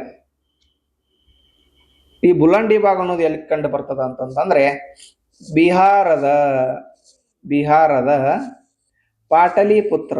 ಪಾಟಲಿಪುತ್ರ ಐತಲ್ಲ, ಈ ಪಾಟಲಿಪುತ್ರದ ಭಾಗದಲ್ಲಿ ಕಂಡು ಬರ್ತದೆ ಇದು ಬುಲಂದಿಬಾಗ್ ಅನ್ನೋದು. ಓಕೆ, ಏನಪ್ಪಾ ಅಂತಂದ್ರೆ ಈ ಬಿಹಾರದ ಪಾಟಲಿಪುತ್ರ ಐತಲ್ಲ, ಇದು ಮೌರ್ಯರ ರಾಜಧಾನಿ ಆಗಿತ್ತಪ್ಪ.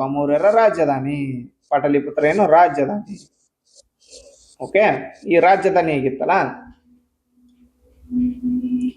ಈ ರಾಜಧಾನಿ ಒಳಗಡೆ ಏನಪ್ಪಾ ಅಂತಂದ್ರೆ ಫುಲ್ ರಾಜಧಾನಿ ಅಂದ್ರೆ ಒಂದು ಹೈ ಲೆವೆಲ್ ಒಳಗಡೆ ಮೇಂಟೈನ್ ಮಾಡಿರ್ತಾರ ಅದನ್ನ. ಅಲ್ಲಿರುವ ಎಲ್ಲ ಅಪ್ಡೇಟ್ ಮಾಡಿರ್ತಾರ ಒಟ್ಟು ಸಿಟಿ ಫುಲ್. ಓಕೆ, ಅದ್ರೊಳಗಡೆ ಏನಪ್ಪಾ ಅಂತಂದ್ರೆ ಮರದ ಕಟ್ಟಿಗೆಗಳು ಅಂದ್ರೆ ದಸಿಬೇಲಿ ಅಂತಂದ್ರೆ ಕಟಕಟಿಗಳು ಅಂತ ಬರ್ತದ. ಅದರಿಂದ ಏನೋ ನಿರ್ಮಿಸಲ್ಪಟ್ಟ ಒಂದಿಷ್ಟು ಕೋಟೆಗಳನ್ನ ನೋಡ್ಬೋದು ನಾವಲ್ಲಿ ಹೊಳ್ಳಪಸು. ಅದರಿಂದ ಮರದ ಕಟ್ಟಿಗೆಗಳಿಂದ ನಿರ್ಮಿಸಲ್ಪಟ್ಟ ವಿಶಿಷ್ಟವಾದಂತಹ ಸಾಕಷ್ಟು ಕಲಾಕೃತಿಗಳನ್ನ ಅಲ್ಲಿ ಕಂಡು ಬರ್ತದ. ಓಕೆ, ಅದು ಎಲ್ಲಿ ಕಂಡು ಬರ್ತದ ಅಂದ್ರೆ ಬಿಹಾರದ ಪಾಟಲಿಪುತ್ರದ ಬುಲಂದಿಬಾಗ್ನಲ್ಲಿ ಕಂಡು ಬರ್ತದ ನೋಡ್ರಿ. ಓಕೆ, ನೆಕ್ಸ್ಟ್ ಅದೇ ರೀತಿಯಾಗಿ ಮೌರ್ಯರ ಬಗ್ಗೆ ಸ್ವಲ್ಪ ಮಾಹಿತಿಯನ್ನ ನೋಡ್ಕೊಳ್ಳೋದಾದ್ರೆ,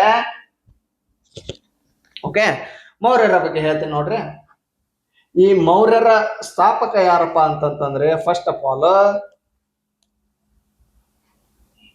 ನಮ್ಮ ಚಂದ್ರಗುಪ್ತ ಮೌರ್ಯರು ನೋಡ್ರಿ. ಓಕೆ, ಸ್ಥಾಪಕ, ಈ ಮೌರ್ಯ ಸಾಮ್ರಾಜ್ಯದ ಸ್ಥಾಪಕ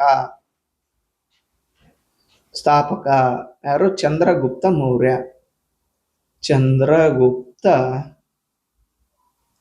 ಮೌರ್ಯ. ಈ ಚಂದ್ರಗುಪ್ತ ಮೌರ್ಯ ಅದರಲ್ರಿ, ಇವ್ರ ಗುರು ಯಾರಪ್ಪ ಅಂತಂದ್ರೆ ಕೌಟಿಲ್ಯ. ಓಕೆ, 1ನೇ ಕ್ಲಾಸ್ ಒಳಗೆ ಹೇಳೇನ್ರಿ ನಾನು, ವಾಪಸ್ ಹೇಳಕತ್ತೀನಿ ಮತ್ತ. ಓಕೆ, ಯಾರ್ಯಾರು 1ನೇ ಕ್ಲಾಸ್ ನೋಡಿಲ್ಲ ಅವ್ರನ್ನ ಹೋಗಿ ಒಂದ್ಸಲ ನೋಡ್ಕೊಂಡ್ ಬರ್ರಿ. ಓಕೆ, ನೆಕ್ಸ್ಟ್ ಇವ್ರದ್ದು ಮೌರ್ಯರ ಲಾಂಛನ ಯಾವ್ದಂತಂದ್ರೆ ನವಿಲು. ನವಿಲು ನೋಡ್ರಿ, ನವಿಲು. ಓಕೆ, ನೆಕ್ಸ್ಟ್ ಅದೇ ರೀತಿಯಾಗಿ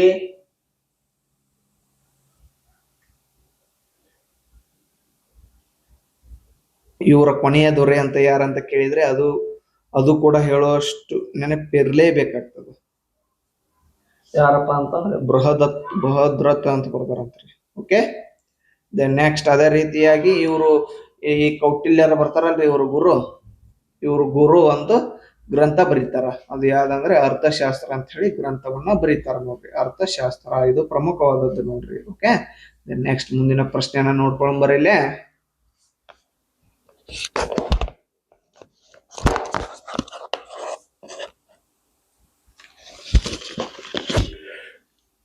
ಮೈಟಾಸಿಸ್ ಸಂಬಂಧಪಟ್ಟಂತ ಪ್ರಶ್ನೆಯನ್ನ ಕೇಳಿದ್ದಾರೆ ಇಲ್ಲಿ. ಓಕೆ, ಬರ್ರಿ.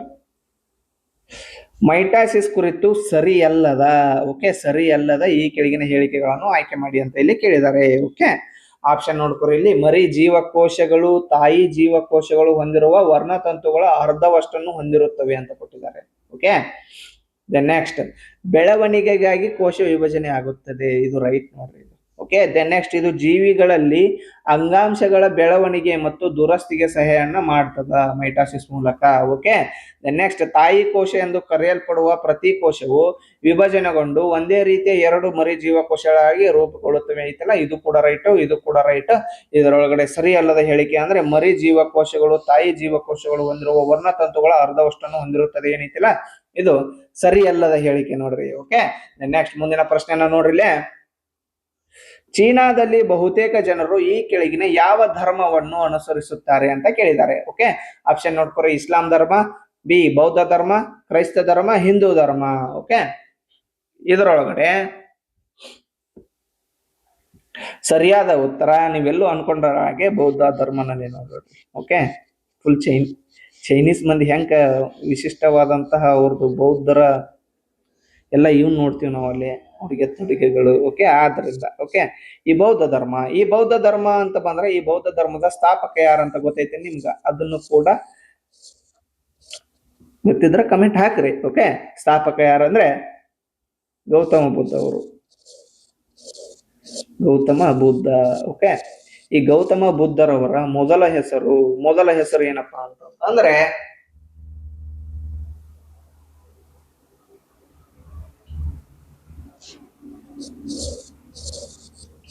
ಏನೋ ಸಿದ್ಧಾರ್ಥ ನೋಡ್ರಿ, ಸಿದ್ಧಾರ್ಥ. ಓಕೆ, ನೆಕ್ಸ್ಟ್ ಅದೇ ರೀತಿಯಾಗಿ ಈ ಇಸ್ಲಾಂ ಧರ್ಮ, ಕ್ರೈಸ್ತ ಧರ್ಮ, ಹಿಂದೂ ಧರ್ಮ ಬರ್ತಾವ. ಓಕೆ, ನಮ್ಮ ಭಾರತದಲ್ಲಿ ಏನು ಬಹುತೇಕ ಜನರು ಕೆಳಗಿನ ಯಾವ ಧರ್ಮವನ್ನು ಅನುಸರಿಸುತ್ತಾರೆ ಅಂತಂದ್ರೆ ನಮ್ಮ ಭಾರತದೊಳಗೆ ನೀವು ನೋಡ್ಬಹುದು ಈ ಹಿಂದೂಗಳ ಸಂಖ್ಯೆ ಜಾಸ್ತಿ ಆಗ್ತದ. ನೆಕ್ಸ್ಟ್ ಮುಸ್ಲಿಂ ಇಸ್ಲಾಂ ಅಂತಂದ್ರೆ ಮುಸ್ಲಿಮ್ದ್ರಿ ಇದು. ಓಕೆ, ಈ ಮುಸ್ಲಿಮರು ನಮ್ಮ ದೇಶದಲ್ಲಿ ಯಾವ ರೀತಿ ಹೆಚ್ಚಾದ್ರಪ್ಪ ಅಂತಂದ್ರೆ ನೀವು ನೋಡ್ಬೋದು ಮೊಘಲರ ಆಡಳಿತ, ಹೊಳಪಸ್ ದೆಹಲಿ ಸುಲ್ತಾನರ ಆಡಳಿತ, ಈ ಟೈಮ್ ಒಳಗಡೆ ಸಾಕಷ್ಟು ಜನ ಮತಾಂತರಗೊಂಡು ಓಕೆ ಇಸ್ಲಾಂ ಧರ್ಮಕ್ಕೆ ಅದೊಂದು ಜಾಸ್ತಿ ಆಗ್ಲಿಕ್ಕೆ, ಇಸ್ಲಾಂ ಧರ್ಮದ ಜನರು ಜಾಸ್ತಿ ಆಗ್ಲಿಕ್ಕೆ ಮುಖ್ಯ ಕಾರಣ ಅಂತ ಹೇಳ್ಬೋದು ನಾವು. ಓಕೆ, ನೆಕ್ಸ್ಟ್ ಅದೇ ರೀತಿಯಾಗಿ ಕ್ರೈಸ್ತ ಧರ್ಮದವರು ನಮ್ಮ ಭಾರತದಲ್ಲಿ ಜಾಸ್ತಿ ಕಂಡು ಬರ್ತಾರೆ. ಓಕೆ, ಯಾವ ಟೈಮ್ ಒಳಗಡೆ ಅಂದ್ರೆ ಬ್ರಿಟಿಷರು ಬರ್ತಾರಲ್ರಿ ನಮ್ಮ ಭಾರತಕ್ಕೆ, ಆ ಟೈಮ್ ಒಳಗಡೆ ಪೋರ್ಚುಗೀಸರಾಗ್ಲಿ ಬ್ರಿಟಿಷರಾಗ್ಲಿ ಓಕೆ ಅವರೆಲ್ಲ ಏನು ಕ್ರಿಶ್ಚಿಯನ್ರಿ, ಅವರು ಕ್ರೈಸ್ತ ಧರ್ಮದವರು, ಅವರು ಕೂಡ ಒಂದಿಷ್ಟು ಮತಾಂತರವನ್ನ ಮಾಡಿದ್ರು. ಆ ಟೈಮ್ ಒಳಗಡೆ ನಮ್ಮ ಭಾರತದಲ್ಲಿ ಕ್ರಿಶ್ಚಿಯನ್ ಧರ್ಮ ಹರಡಲಿಕ್ಕೆ ಅದೊಂದು ಮುಖ್ಯ ಕಾರಣವಾಗಿದೆ. ಓಕೆ, ಇದರೊಳಗಡೆ ಏನಪ್ಪಾ ಅಂತಂದ್ರೆ ಇಸ್ಲಾಂ ಧರ್ಮದ ಗ್ರಂಥ ಯಾವುದು ಅಂತ ನೋಡಿದ್ರೆ ಕುರಾನ್ ಬರ್ತದ. ಓಕೆ, ನೆಕ್ಸ್ಟ್ ಅದೇ ರೀತಿಯಾಗಿ ಕ್ರೈಸ್ತ ಧರ್ಮದಂತ ನೋಡ್ತಾ ಹೋದ್ರೆ ಇದು ಬೈಬಲ್ ರೀ, ಬೈಬಲ್. ನಮ್ಮ ಹಿಂದೂಗಳದಂತೂ ನಿಮಗೆ ಗೊತ್ತಿರೋ ಹಾಗೆ ಭಗವದ್ಗೀತೆ, ಮಹಾಭಾರತ ಅವೆಲ್ಲ ಇದ್ರೊಳಗಡೆ ಬರ್ತಾವ ನೋಡ್ರಿ ಕೃತಿಗಳು. ಓಕೆ, ಅವೆಲ್ಲ ಬಂದೇ ಬರ್ತಾವ. ನೆಕ್ಸ್ಟ್ ಮುಂದಿನ ಪ್ರಶ್ನೆಯನ್ನು ನೋಡ್ಕೊರಿ.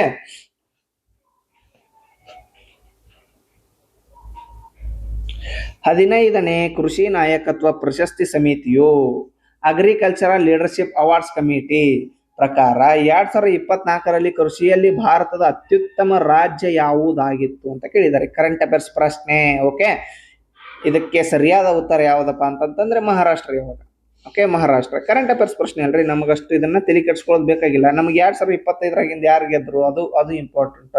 ಭಾರತದ ಅತ್ಯುತ್ತಮ ರಾಜ್ಯ ಕೃಷಿಯಲ್ಲಿ 2025ರ ಪ್ರಕಾರ ಯಾವ್ದಪ್ಪ ಅಂತಂದ್ರೆ 2025ರ ಪ್ರಕಾರ ಒಡಿಶಾ ರಾಜ್ಯ ನೋಡ್ರಿ, ಒಡಿಶಾ. ಓಕೆ, ನೆನಪಿಟ್ಕೋರಿ ಇದನ್ನ. ಕರೆಂಟ್ ಅಫೇರ್ಸ್ ಒಳಗಡೆ ಕ್ವಶನ್ ಬಂದ್ರು ಬರ್ಬೋದು. ಓಕೆ, ನೆಕ್ಸ್ಟ್ ಮುಂದಿನ ಪ್ರಶ್ನೆಯನ್ನ ನೋಡ್ರಿ ಇಲ್ಲೇ. ಭಾರತದಲ್ಲಿ ಯೋಜನೆಗಳನ್ನು ರೂಪಿಸುವ ಮುಖ್ಯ ಉದ್ದೇಶವೇನು ಅಂತ ಇದೆ. ಕಾಮನ್ ಸೆನ್ಸ್ ಕ್ವಶನ್ ರೀ.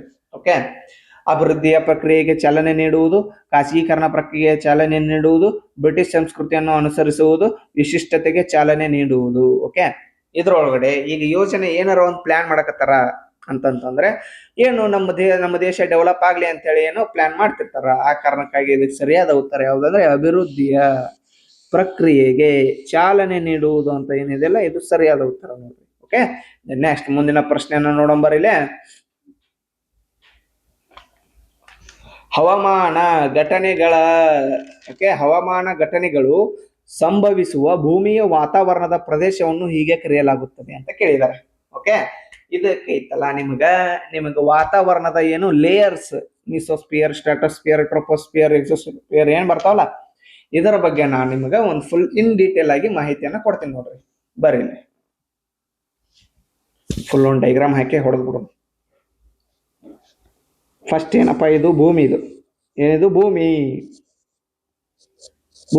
ಓಕೆ, ನಮ್ಮ ಭೂಮಿಯಿಂದ ಹಿಡಿದ ಕ್ಯಾಸ ಒಟ್ಟು ಎಷ್ಟಪ್ಪ ಅಂತಂದ್ರೆ ಮಿನಿಮಮ್ ಅಂದ್ರು ಒಂದು ಜೀರೋದಿಂದ ಹಿಡಿದು ಒಂದು 12 ಬೇಡ 18 ಕಿಲೋಮೀಟರ್ ವರೆಗೂ ಏನಿರ್ತದಪ್ಪ ಅಂತಂದ್ರೆ ಟ್ರೋಪೋಸ್ಪಿಯರ್ ಇರ್ತದ ನೋಡ್ರಿ. ಇಲ್ಲಿ ಟ್ರೋಪೋಸ್ಪಿಯರ್ ಇಂಗ್ಲಿಷ್ನಾಗ ಹೇಳ್ತೇನ್ರಿ, ಇಂಗ್ಲಿಷ್ನಾಗ ನೆನಪಿಟ್ಕೋರಿ ಇವನ್ನ. ಟ್ರೋಪೋಸ್ಪಿಯರ್, ಸ್ಟ್ರಾಟೋಸ್ಪಿಯರ್ ಇವು ಒಂದಿಷ್ಟು ಏನು ಕನ್ನಡದೊಳಗಡೆ ಸ್ವಲ್ಪ ಕನ್ಫ್ಯೂಸಿಂಗ್ ಆಗಿರ್ತಾವ್ರಿ ಒಂದೊಂದು ಟೈಮ್ ಒಳಗಡೆ. ಆ ಕಾರಣಕ್ಕಾಗಿ ಓಕೆ, ಫಸ್ಟ್ ಅದು ಟ್ರೋಪೋಸ್ಪಿಯರ್ 12ರಿಂದ 18 ಕಿಲೋಮೀಟರ್ ಒಳಗಡೆ ಇರ್ತದ. ದೆನ್ ನೆಕ್ಸ್ಟ್ ಬರೋದು ಯಾವ್ದಪ್ಪ ಅಂತಂದ್ರೆ ಸ್ಟ್ರಾಟೋಸ್ಪಿಯರ್ ಬರ್ತದ್ರಿ. ಇಲ್ಲಿ ಯಾವುದು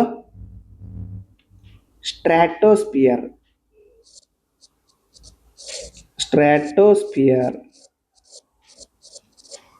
ಯಾವ್ದಪ್ಪ, ನೆಕ್ಸ್ಟ್ ಸ್ಟ್ರಾಟೋಸ್ಪಿಯರ್ ಆಯ್ತು. ಅದಾದ್ಮೇಲೆ ನೆಕ್ಸ್ಟ್ ಬರುವಂತದ್ದು ಯಾವ್ದಪ್ಪ ಅಂತಂದ್ರೆ ಮೀಸೋಸ್ಪಿಯರ್ ನೋಡ್ ದೋಸ್ತ್, ಮೀಸೋಸ್ಪಿಯರ್. ಓಕೆ, ದೆನ್ ನೆಕ್ಸ್ಟ್ ಅದಾದ್ಮೇಲೆ ಬರೋದು ಯಾವ್ದಂದ್ರೆ ಥರ್ಮೋಸ್ಪಿಯರ್.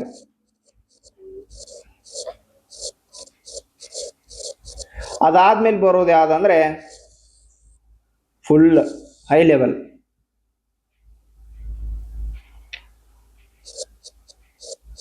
ಎಕ್ಸೋಸ್ಪಿಯರ್ ನೋಡ್ರಿ, ಬಾಹ್ಯಗೋಳ ಅಂತ ಕರೀತಾರೆ ಕನ್ನಡದಾಗ. ಓಕೆ, ಎಷ್ಟೆಷ್ಟು ಕಿಲೋಮೀಟರ್ ವರ್ಗೂನು ಐತಿ ಅದನ್ನು ಒಂದ್ಸಲ ನೋಡ್ಕೊಳ್ಳೋರ್ಲ. ಇದು ಏನಪ್ಪಾ, ಇದು 18 ಕಿಲೋಮೀಟರ್ ವರ್ಗು, 11, 12. ಓಕೆ, ಭಾಳ ಅಂದ್ರೆ ಇದು ಒಂದು 12 ಕಿಲೋಮೀಟರ್ ಇಂದ ಎಲ್ಲಿವರೆಗಪ್ಪ ಅಂತಂದ್ರೆ 50 ಕಿಲೋಮೀಟರ್ ವರ್ಗೂನು ಸ್ಟ್ರಾಟೋಸ್ಪಿಯರ್ ಲೇಯರ್ ಐತಿ. ಅದಾದ್ಮೇಲೆ ಯಾವ್ದಪ್ಪ, ಇದು ಮೀಸೋಸ್ಪಿಯರ್ 50 ಕಿಲೋಮೀಟರ್ ನಿಂದ 90 ಕಿಲೋಮೀಟರ್ ವರ್ಗೂನು ಐತಿ. ಥರ್ಮೋಸ್ಪಿಯರ್ ಎಷ್ಟು, ಇದು ಬಂದ್ಬಿಟ್ಟು 90 ಐತಿ, ಅಂದ್ರೆ 90 ಕಿಲೋಮೀಟರ್ ನಿಂದ 800 ಕಿಲೋಮೀಟರ್ ವರ್ಗೂನು ಹರಡೈತಿ ನೋಡ್ರಿ, ಅದು ಥರ್ಮೋಸ್ಪಿಯರ್. ದೆನ್ ಲಾಸ್ಟ್ ಎಕ್ಸೋಸ್ಪಿಯರ್ ಐತಲ್ಲ, ಈ ಎಕ್ಸೋಸ್ಪಿಯರ್ ಫುಲ್ ಹೈಯೆಸ್ಟ್ ಅತಿ ದೊಡ್ಡ ಭಾಗ ನೋಡ್ರಿ. ಇದು 3000 ಕಿಲೋಮೀಟರ್ ಇಂದ 3000 ಕಿಲೋಮೀಟರ್ 800 ಕಿಲೋಮೀಟರ್ ಇಂದ 3000 ಕಿಲೋಮೀಟರ್ ವರ್ಗೂನು ಹರಡೈತಿ ನೋಡ್ರಿ. ಓಕೆ, ಈ ಭಾಗದೊಳಗಡೆ ಕಂಡು ಬರುವಂತಹ ಪ್ರಮುಖವಾದಂತಹ ಪ್ರಮುಖವಾಗಿರುವಂತದ್ದು ಏನೇನಂತಂದ್ರೆ ಫಸ್ಟ್ ಈ ಟ್ರೋಪೋಸ್ಪಿಯರ್ ಐತಲ್ಲ, ಈ ವಾತಾವರಣದ ಪ್ರದೇಶ ಏನೈತಲ್ರಿ, ನಾವೆಲ್ಲ ಫುಲ್ ಏನು ವಿಮಾನ ಹಾರಾಟ ಆಗ್ಲಿ, ಪ್ಯಾರಾಚೂಟ್ ಹಾರಾಟ ಆಗ್ಲಿ, ನಮಗೆಲ್ಲ ಫುಲ್ ವಾತಾವರಣದ ಅನುಭವ ದೊರಕುವುದು ಎದ್ರೊಳಗಡೆ ಅಂದ್ರೆ ಈ ಟ್ರೋಪೋಸ್ಪಿಯರ್ ಒಳಗಡೆ. ವಿಮಾನ ಹಾರಾಟ ಆಗ್ಲಿ, ಪ್ಯಾರಾಚೂಟ್ ಆಗ್ಲಿ, ವಾತಾವರಣದ ಪ್ರದೇಶ. ಓಕೆ, ನಮ್ಮ ವಾತಾವರಣದ ಪ್ರದೇಶ ಇದೆಲ್ಲ ಏನು ಟ್ರೋಪೋಸ್ಪಿಯರ್ ಒಳಗಡೆ ಸಿಗ್ತದ. ಆದ್ರಿಂದ ಇದಕ್ಕೆ ಸರಿಯಾದ ಉತ್ತರ ಯಾವ್ದಾಗತ್ರಿ, ಟ್ರೋಪೋಸ್ಪಿಯರ್ ಪೂರ್ಣಗೋಳ ಅಂತ ಇದೆಯಲ್ಲ, ಇದಕ್ಕೆ ಸರಿಯಾದ ಉತ್ತರ. ಓಕೆ, ಬರ್ರಿ ದೆನ್ ನೆಕ್ಸ್ಟ್ ಅದೇ ರೀತಿಯಾಗಿ ಇಲ್ಲಿ ನೆಕ್ಸ್ಟ್ ಸ್ಟ್ರಾಟೋಸ್ಪಿಯರ್ ಬರ್ತದ. ಈ ಸ್ಟ್ರಾಟೋಸ್ಪಿಯರ್ ಒಳಗಡೆ ನಮಗೆ ಓಝೋನ್ ಲೇಯರ್ ಅಂತ ಬರ್ತದ ನೋಡ್ರಿ. ಆ ಓಝೋನ್ ಲೇಯರ್ ಕಂಡು ಬರುವ ಭಾಗ ಇದೆ ನೋಡ್ರಿ. ಓಝೋನ್ ಲೇಯರ್ ಕಂಡು ಬರ್ತದಲ್ಲ, ಓಝೋನ್ ಪದರ, ಓಝೋನ್ ಈ ಓಝೋನ್ ಪದರ ಕಂಡು ಬರುವ ಭಾಗ ಯಾವುದು ಅಂತ ಕೇಳಿ ಸಾಕಷ್ಟು ಬಾರಿ ಪ್ರಶ್ನೆ ಆಗಿದೆ. ಯಾವ್ದಂತ ಕೇಳಿದ್ರೆ ನೀವು ಸ್ಟ್ರಾಟೋಸ್ಫಿಯರ್ ಅಂತ ನೆನಪಿಟ್ಕೊಳ್ರಿ. ಆದ ಕಾರಣಕ್ಕಾಗಿ ನಾನು ನಿಮ್ಗೆ ಇವನ್ನೆಲ್ಲ ಫುಲ್ ಲೇಯರ್ ಬೈ ಲೇಯರ್ ಹೇಳಕತ್ತೀನಿ. ಓಕೆ, ದೆನ್ ನೆಕ್ಸ್ಟ್ ಈ ಸ್ಟ್ರಾಟೋಸ್ಫಿಯರ್ ಒಳಗಡೆ ಏನು ಜೆಟ್ ವಿಮಾನ ಕೂಡ ಹಾರಾಡ್ತಾವಂತ ನೋಡ್ರಿ. ಓಕೆ, ದೆನ್ ನೆಕ್ಸ್ಟ್ ಅದು ಆದ್ಮೇಲೆ ಯಾವ್ದಪ್ಪ ಅಂತಂದ್ರೆ ಮೀಸೋಸ್ಫಿಯರ್. ಈ ಮೀಸೋಸ್ಫಿಯರ್ ಐತಲ್ರಿ, ಈ ಮೀಸೋಸ್ಫಿಯರ್ ಭಾಗದೊಳಗಡೆ ಉಲ್ಕೆಗಳು ಏನಕ್ಕವಪ್ಪ ಅಂತಂತಂದ್ರೆ ಉರಿದ ಕ್ಯಾಸ್ ಬೂದಿ ಆಗ್ತಾವಂತ ನೋಡ್ರಿ. ಬೂದಿ ಆಗುವ ಸ್ಪಿಯರ್ ಯಾವ್ದಂತ ಕೇಳಿದ್ರೆ ಮೀಸೋಸ್ಫಿಯರ್ ಅಂತ ಹೇಳ್ಬೇಕು ನೀವು. ಓಕೆ, ದೆನ್ ನೆಕ್ಸ್ಟ್ ಅದಾದ್ಮೇಲೆ ಥರ್ಮೋಸ್ಫಿಯರ್ ಬಂತು. ಈ ಥರ್ಮೋಸ್ಫಿಯರ್ ಐತಲ್ರಿ, ಒಂದೇ ನಿಮಿಷ. ಈ ಥರ್ಮೋಸ್ಫಿಯರ್ ಒಳಗಡೆ ಆಕ್ಚುಲಿ ಒಂದು ಲೈನ್ ಬರ್ತದ್ರಿ ಇಲ್ಲಿ ಥರ್ಮೋಸ್ಫಿಯರ್ ಒಳಗಡೆ. ಅದು ಒಂದು ಲೈನ್ ಯಾವ್ದಂತೇಳಿ ನೋಡ್ಕೊಂಡು ಬರಲ್ಲ. ಯಾವ್ದು ದೋಸ್ತ? ಇಲ್ಲಿ ಬರಿತೀನಿ ನೋಡ್ರಿ, ಕರ್ಮನ್ ಲೈನ್ ಅಂತ ಬರ್ತದ್ರಿ. ಕರ್ಮನ್ ಲೈನ್ ಯಾವ ಭಾಗದಲ್ಲಿ ಕಂಡು ಬರ್ತದ ಅಂದ್ರೆ ಥರ್ಮೋಸ್ಫಿಯರ್ ಒಳಗಡೆ ಕಂಡು ಬರ್ತದ ಅಂತ ಹೇಳ್ಬೇಕು ನೋಡ್ರಿ. ಓಕೆ, ದೆನ್ ನೆಕ್ಸ್ಟ್ ಅದೇ ರೀತಿಯಾಗಿ ಇದು ಏನೈತಲ್ಲ ಇದು ಥರ್ಮೋಸ್ಫಿಯರ್. ಈ ಥರ್ಮೋಸ್ಫಿಯರ್ ಒಳಗಡೆ ಸ್ಯಾಟಲೈಟ್ ಗೀಟ್ಲೈಟ್ ಅವೆಲ್ಲ ಅದಾವಲ್ರಿ.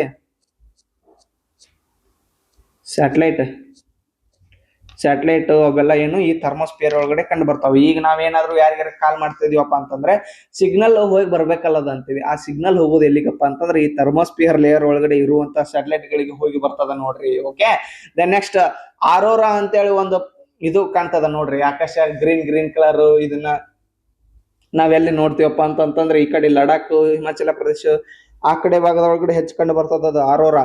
ಓಕೆ, ಆ ಆರೋರಾ ಕಂಡು ಬರುವ ಭಾಗ ಲೇಯರ್ ಯಾವ್ದಂತಂದ್ರೆ ಥರ್ಮೋಸ್ಫಿಯರ್ ಒಳಗಡೆ ನೋಡ್ರಿ. ಯಾವ್ದು? ಆರೋರಾ ಕಂಡು ಬರುವುದು. ದೆನ್ ನೆಕ್ಸ್ಟ್ ಅದೇ ರೀತಿ ಸಿಗ್ನಲ್ಸ್. ಓಕೆ, ಇವ್ಯಾವ್ದು ಥರ್ಮೋಸ್ಫಿಯರ್ ಒಳಗಡೆ ಕಂಡು ಬರ್ತಾವ. ಅದಾದ್ಮೇಲೆ ಏನು ಎಕ್ಸೋಸ್ಫಿಯರ್ ಏನ್ರಿ ಅತ್ಯಂತ ಹೊರಗಿನ ಭಾಗ. ಇದು ಇಲ್ಲಿ ಕೂಡ ಒಂದ್ ಲೈನ್ ಬರ್ತದ. ಆ ಲೈನ್ ಯಾವ್ದಂತ ಹೇಳಿ ಅಂದ್ರೆ ಎಕ್ಸೋ ಬೇಸ್ ಅಂತ ಬರ್ತದ.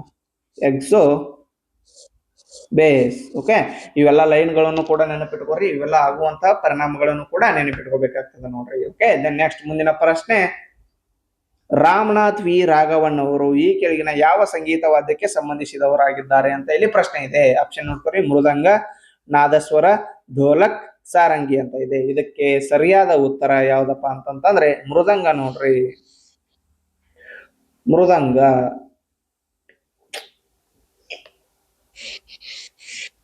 ಮೃದಂಗ ಇದಕ್ಕೆ ಸರಿಯಾದ ಉತ್ತರ. ಓಕೆ, ಇವನು ಯಾವ ರೀತಿ ಪ್ರಶ್ನೆ ಕೇಳಿರ್ತಾರಪ್ಪ ಅಂತಂದ್ರೆ ಈಗ ರಾಮನಾಥ್ ವಿ ರಾಘವನ್ ಅವರು ಏನಾದ್ರು ಸುದ್ದಿ ಒಳಗಡೆ ಇರ್ತಾರ. ಓಕೆ, ಆ ಕಾರಣಕ್ಕಾಗಿ ಈ ತರಹದ ಪ್ರಶ್ನೆಗಳನ್ನ ಕೇಳಿರ್ತಾರ. Okay, current affairs related. Okay, ಇಂತಹ ಪ್ರಶ್ನೆಗಳನ್ನ ನೀವು ನೆನಪಿಟ್ಟುಕೊಂಡು ಈಸಿಯಾಗಿ ಎಕ್ಸಾಮ್ ನ ಕ್ಲಿಯರ್ ಮಾಡಬಹುದು. Okay, thank you.